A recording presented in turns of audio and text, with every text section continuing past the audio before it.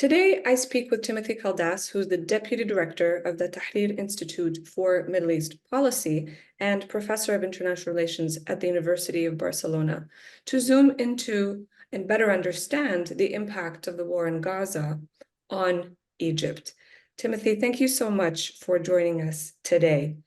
So My Egypt pleasure. has had, thank you. Egypt has had its fair share of economic challenges before October 7th. So before we get into how the war is also impacting Egypt's economy, can you give us a quick overview of where was Egypt's economy before October 7th? Sure. Unfortunately, Egypt's economy was in an extremely dire state before we got to October 7th.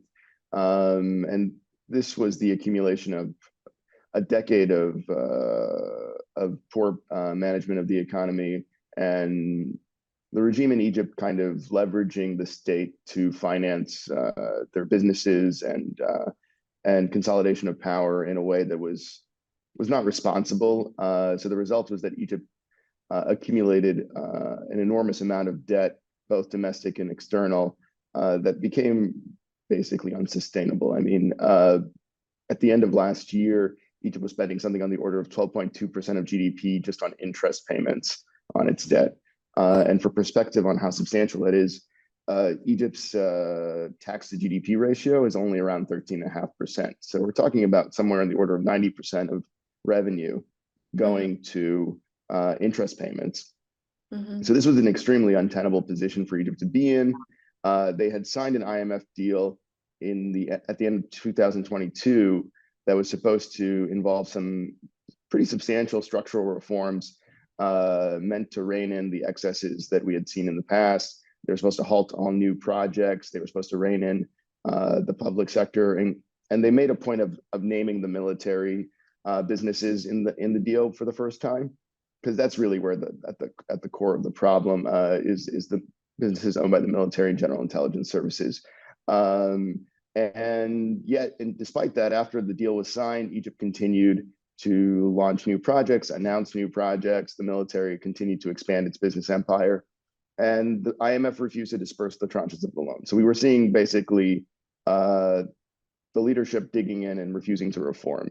And in the midst of this, the parallel market for hard currency in Egypt ran wild. And so there was a growing gap between the official exchange rate and the unofficial exchange rate, as people desperately were trying to get their hands on dollars, and the government was restricting access because they needed to hold on to as many as possible to cover the costs of their debt, as well as essential imports. We saw shortages of medicine and other products in Egypt, restrictions on imports in general. So the economy was in quite poor shape before we got to October 7th, and there wasn't really a clear indication from the leadership that they were prepared to make the changes necessary to get out of this problem. And so then the Hamas attacks on Israel take place on October 7th. And of course, Egypt shares a border with Israel and the Palestinian territories, particularly Gaza. So this is not just a conflict that is happening, in the neighborhood. This is right on the border. And there are so many considerations. Rafah is the main entry point for humanitarian aid. And most of the internally displaced in Gaza are also right at the border. So what is the impact currently that you have seen so far in the last few months of the war on Egypt's economy? So the main two areas that have been harmed from in Egypt's economy from the ongoing conflict would be tourism and revenue from the Suez Canal, and the latter being perhaps more substantial at this time. About a month ago or a month and a half ago, the Houthi started launching attacks on ships passing through Bab el-Mandeb, which is a vital pathway in order to be able to reach the Suez Canal or exit afterwards. And this has substantially reduced the flow of shipping that goes to the Suez Canal, something on the order, I think, of a 55% decrease in revenue for Egypt, the Suez Canal, which is and the revenue from the Suez Canal is one of the most important sources of dollars for the Egyptian government. So this is a very important issue, especially at a time where Egypt already had a severe hard currency shortage. So that's been a major blow that's made an impact over the last month and a half or so. And the country's losing hundreds of millions of dollars a month in potential revenue from the canal as a result of this situation. With respect to tourism, I think it's more people considering visiting are reconsidering where they want to go. Hearing that Egypt's on the border of this conflict and that Sinai is in the news and not in a way that would make you want to vacation there is causing people to not book to visit Egypt or cancel bookings. And I haven't seen a ton of hard data from the government on the full impact, but it's only been a few months. So, but anecdotally, we're hearing that it has been impacting hotels, and they have been seeing a decline in bookings. And this is just as Egypt was kind of expecting kind of a historic year in terms of tourism revenue. So, and things have been going on the up for a couple of years now after the pandemic. So this is a blow to another really important industry for Egypt's hard currency revenue. What is the percentage of tourism in like percentage of the GDP around? It's not well, it depends on how you calculate it. I mean, it's not a huge percentage of GDP. The last time I looked, it was somewhere on the order of 5%, which is significant. I think, but the thing about tourism is it's also a source of good jobs. There are a lot of people working in the industry in a whole variety of ways, people working in the food industry, people working in the hospitality industry, the people supporting the bedding, the construction. There's so many like parallel industries that are related to tourism. So that's part of the reason why it's not so easy to calculate the full value of it. But it is significant. And that said, Egypt's hard currency problems that predate October 7th, due to the restrictions on hard currency and the current crisis, made a huge impact on remittances, which were actually in 2021 worth more than Suez Canal revenue, tourism, and foreign direct investment combined. So that's an even more worrying situation that really has nothing to do with the current war. So yeah, Egypt's got a lot of different reasons to be worried about its access to hard currency at this time, which is making its pre-existing challenges all the more acute. So what can the United States and other actors in the international community do to help support Egypt? I mean, the IMF is already doing what it does, but how can particularly the US and other Western allies help support Egypt, as you said, as all of these already existing challenges become more and more acute as the war prolongs? Sure. Well, I mean, the way to at least reduce the new pressures on Egypt's economy, the fastest way to do that would be to really forcefully press for a ceasefire and bring an end to hostilities.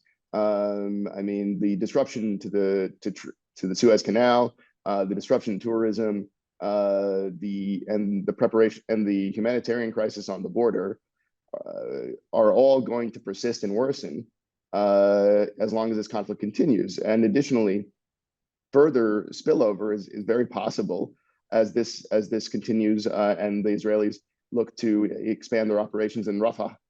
I mean, and so the crisis will even worsen. So a ceasefire is really the first and most important thing that the United States can do. On the financial side, the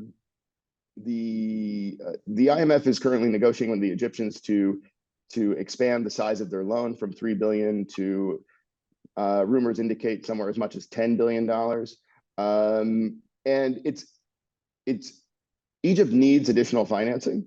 That's not in dispute, but it is vitally important that that financing come with strict adherence to the conditions already agreed to in 2022, in addition to a much more serious investment in the tax authorities and the capacity of the state to collect tax revenue progressively.